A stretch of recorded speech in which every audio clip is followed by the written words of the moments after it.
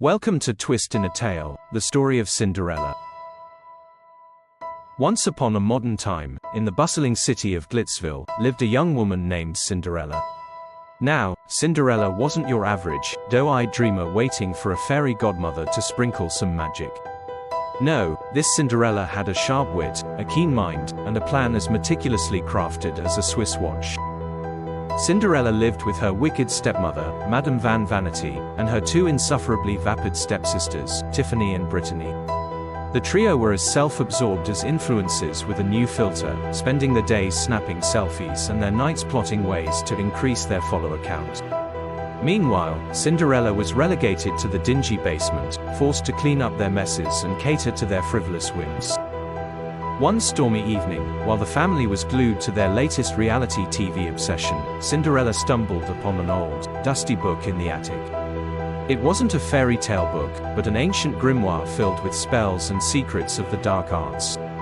Intrigued, she read through the pages, her eyes widening with every turn. "Why wait for magic when you can make your own?" she mused, a sly grin spreading across her face. With her new knowledge, Cinderella devised a plan.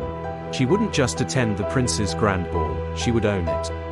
Using the grimoire, she enchanted a pumpkin, but instead of transforming it into a coach, she turned it into a sleek, driverless car, complete with tinted windows and a sound system that could make a DJ weep with envy. As for her attire, she bypassed the classic gown and glass slippers. Instead, she conjured a dress made of shadows that shifted with every move, and boots that could crush a man's ego. She wasn't there to charm, she was there to conquer. At the ball, the prince, who was more accustomed to fawning sycophants and vapid small talk, found himself utterly captivated. Cinderella didn't bother with pleasantries. She challenged him to a dance-off, leaving the courtiers in stunned silence as she executed moves that defied the laws of physics and decorum. While the prince reeled from his defeat, Madame Van Vanity and her daughters attempted to win him over with their insipid chatter. Unbeknownst to them, Cinderella had cast a subtle spell, ensuring every word they spoke sounded like the quacking of ducks. The room erupted in laughter as the stepsisters quacked on, oblivious to the joke.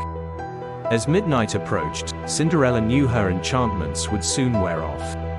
But she wasn't worried. She'd made her mark. With a final, dramatic flourish, she vanished into the night, leaving the prince and the court in awe. Back in her basement, Cinderella reflected on the evening's events. She'd outsmarted her oppressors, humiliated her stepsisters, and left the prince utterly dumbfounded. And she did it all without a fairy godmother or a hint of sentimentality. In the end, Cinderella discovered that true power came from within, and that sometimes, the best way to achieve your happily ever after is to rewrite the rules entirely.